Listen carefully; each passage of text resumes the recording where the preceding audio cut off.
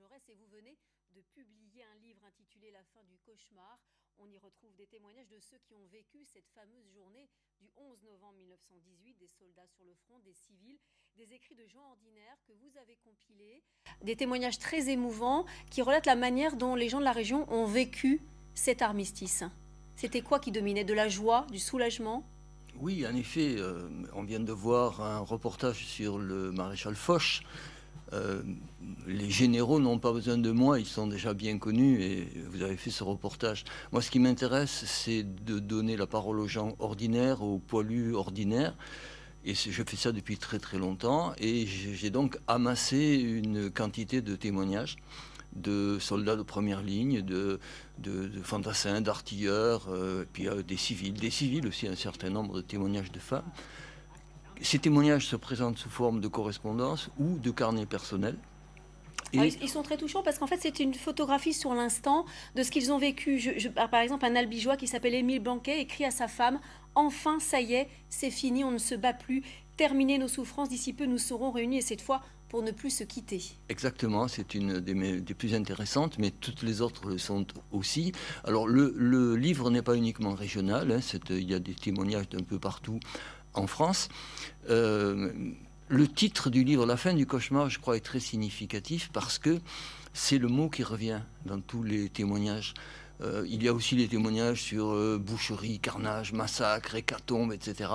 Alors, justement, je vous coupe parce que ce reportage que nous allons passer va vous intéresser. Vous le dites, un cauchemar, cette guerre a été un véritable enfer pour les soldats qui l'ont vécu dans les tranchées. Les poilus ont connu l'horreur, la souffrance.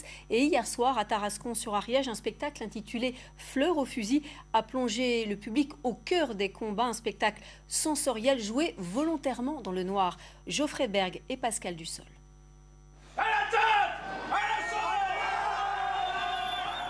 Raconter la Grande Guerre sans la montrer. Cette pièce de théâtre, créée pour le centenaire de l'armistice, raconte l'histoire de 3 frères ariégeois envoyés au front en 1917. Dans cette tranchée artificielle, recréée avec de la terre et des bacs de boue, les comédiens vont et viennent au milieu des spectateurs plongés dans le noir. Je te jure, on va y arriver. Privés de la vue, les spectateurs n'ont pour repère sensoriel que les bruits des obus, le grognement des soldats, les odeurs de terre, de soufre et de sang. Je te préviens. Je tire en face. Reviens. Une proximité avec le public qui renforce la dramaturgie de la pièce et l'implication émotionnelle des spectateurs. En joue. Les criants de vérité et le fait d'avoir les yeux bandés, on est plongé dedans. Pour ma part, oui, d'avoir les yeux bandés, j'étais complètement... ça me donnait vraiment l'impression d'être à la place de tous ces soldats sur le terrain, quoi. Et on fait une gouttière. Quelques heures avant le spectacle, les acteurs nous ont ouvert leurs coulisses. L'occasion de découvrir la salle et ses artifices et de vivre, cette fois-ci en pleine lumière, l'une des répliques du spectacle. Voilà. Et on est dans la tranche. Oui, ça manque de l'art. Hein. Ah, quand la mère fait la zinate. Oh. Ah. Voilà, et pendant ce temps-là, Jordan balade un morceau de buvard au bout d'une perche avec une odeur de soupe aux choux. Ça a nécessité déjà un travail un petit peu de recherche, de savoir quel type d'odeur il y avait dans les tranchées. J'ai fait un travail de documentation là-dessus. Et puis ça parle de l'Ariège et du 59e régiment d'infanterie, le régiment des Ariégeois. Tout ça a existé. La pièce rend hommage aux soldats français, notamment aux 8000 Ariégeois qui ont perdu la vie sur le front pendant la Grande Guerre. Adieu la vie, adieu l'amour, adieu toutes les femmes. Alors on le voit bien, le cauchemar des tranchées, hein, Rémi Casal, et ceux qui ne sont pas morts au front reviennent véritablement traumatisés par ce qu'ils ont vécu, et le retour est difficile à la maison souvent. Oui, pour ceux qui ont vraiment vécu la guerre, parce que tout le monde n'a pas été en première ligne, et d'autres étaient quand même un peu à l'arrière, mais le retour est très difficile. Le cauchemar, d'ailleurs, il faut expliquer que c'est une espèce de parenthèse dans la vie des soldats. La vraie vie, c'était avant, c'était le temps de paix. Pour les survivants, la vraie vie, ce sera après. Entre les deux, il y a un rêve, un mauvais rêve. Mais le cauchemar, au sens habituel du terme, ils vont quelquefois le faire après la guerre. Ils vont se réveiller la nuit en se pensant dans les tranchées.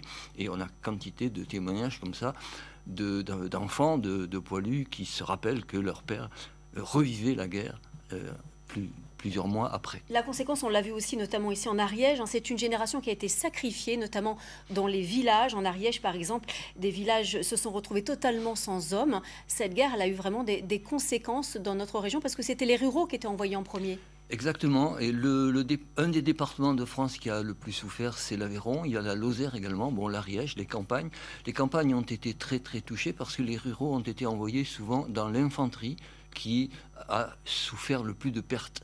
L'artillerie, déjà, c'était un peu moins dangereux, un peu moins risqué, mais l'infanterie, c'était catastrophique. Alors ce centenaire, c'est aussi l'occasion d'un véritable travail de mémoire. À Saint-Félix de Sorgues, dans l'Aveyron, par exemple, une école a pris le nom d'un héros de la Grande Guerre et pendant 2 ans, les élèves ont travaillé pour rassembler le maximum d'informations sur le soldat Maurice Boyau, un soldat dont les grands-parents habitaient le village. Mathilde de Flaménil et Régis de Kecker. Il était aviateur, un as, mais aussi rugbyman, un capitaine. Pour les enfants de Saint-Félix, un grand homme qui méritait quelques honneurs. Depuis 2014, nous faisons des recherches sur des soldats du village.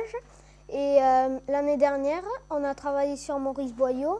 Il n'était pas du village, mais sa mère était du village. Donc aujourd'hui, nous allons continuer notre travail sur Maurice Boyau, notre travail de recherche. Maurice Boyau est devenu dans cette classe un véritable sujet d'enquête. Mission des élèves, reconstituer sa vie, ses sélections dès 1912 en équipe de France de rugby à 15, son engagement dans l'aviation durant la Grande Guerre, jusqu'à sa mort en plein combat aérien en 1918. À Saint-Félix, petits et grands ont même lancé un blog pour en savoir plus. Ce blog, il nous servait à envoyer des messages aux spécialistes qui nous ont aidés. Et on leur envoyait nos textes qu'on faisait. Eux, ils nous disaient quoi échanger, quoi améliorer. On a veillé en tant que, comme ils disent, spécialiste, qui est un bien grand mot du sujet, on a veillé à ce que le récit ne s'éloigne pas trop de la réalité et que toutes les rencontres qui sont imaginées par les élèves aient un fond de vérité. Chercher, écrire, corriger et éditer un livre. Le résultat est là, La Passe de l'As. 104 pages de documents et récits dans lesquels les enfants ont imaginé leur propre voyage dans le temps à la rencontre de Maurice Boyau. Ça permet en fait de remettre l'histoire à leur taille, à leur dimension. Et du coup, ils se l'approprient plus facilement.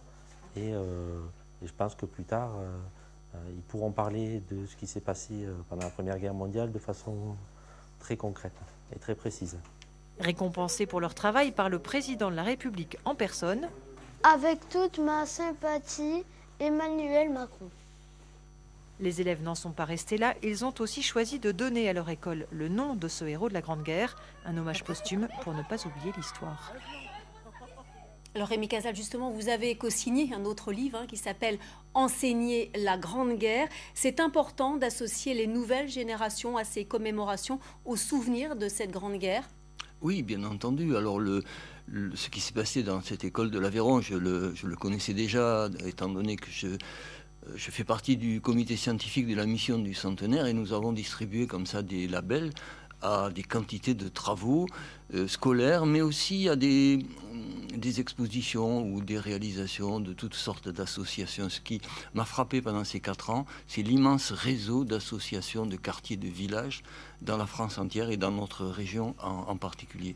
Pourquoi cette guerre, elle est si particulière dans l'histoire française? Parce qu'il y en a eu d'autres depuis. Bien, nous, les Français, nous l'appelons la Grande Guerre. Les Allemands, non. Les Allemands ont la Grande Guerre de 39-45. Pour nous, c'est la Grande Guerre et elle n'est pas si loin que cela. Pour moi, c'est la génération de mes grands-parents. Pour les plus jeunes, c'est les arrière-grands-parents.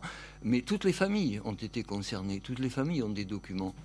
Merci beaucoup en tout cas d'être venu ce soir.